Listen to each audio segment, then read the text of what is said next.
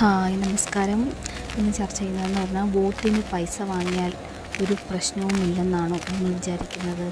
സത്യം പറഞ്ഞാൽ ഇത് ജയിൽ വരെ പോകുന്നൊരു കാര്യമാണ്.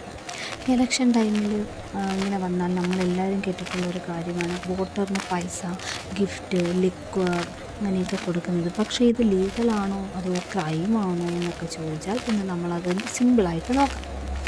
ഇന്ത്യൻ ലോ പ്രകാരം വോട്ടിന് പൈസ കൊടുക്കുന്നതും വാങ്ങുന്നതുമെല്ലാം രണ്ടും തെറ്റാണ്, ക്രൈമാണ്. Representation of the people act 1951 പ്രകാരം ഇത് ബ്രൈബറിയായി കണക്കാക്കും. ഇങ്ങനെ ബ്രൈബറിയായി കൺസിഡർ ചെയ്യുമ്പോൾ പണിഷ്മെൻറ്റും വളരെ കൂടുതലായിരിക്കും. കാൻഡിഡേറ്റ് ആയാലും വോട്ടർ ആയാലും രണ്ടുപേർക്കും പണിഷ്മെൻറ്റ് കിട്ടുന്നതാണ്. അല്ലാതെ കാൻഡിഡേറ്റിന് മാത്രമായിരിക്കില്ല പണിഷ്മെൻറ്റ് കിട്ടുന്നത്, അത് നിങ്ങൾ നോക്കണം. പിന്നെ പണിഷ്മെൻ്റ് എന്ന് പറയുന്നത് ഫൈനായിരിക്കും, പിന്നെ ചിലപ്പോൾ ജയിലിൽ പോകും, 1 ഇയർ ആയിരിക്കും, 1 ഇയർ വരെ ആയിരിക്കും. പിന്നെ ഡിപ്പെൻഡ് ഓൺ ദ സിറ്റുവേഷനെ അടിസ്ഥാനപ്പെടുത്തിയായിരിക്കും. പിന്നെ കാൻഡിഡേറ്റ് ആണെങ്കിൽ ഇലക്ഷൻ ക്യാൻസലാകും, ഇലക്ഷനിൽ നിന്ന് അയാൾ ക്യാൻസലാകും.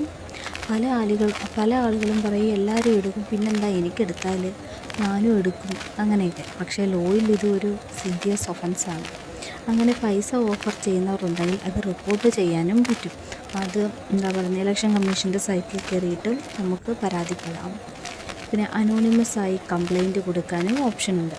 ഓർക്കുക, നിങ്ങളുടെ വോട്ട് ഒരു അവകാശം മാത്രമല്ല, ഒരു റെസ്പോൺസിബിലിറ്റിയാണ്. അതിനെ വിൽക്കരുത്.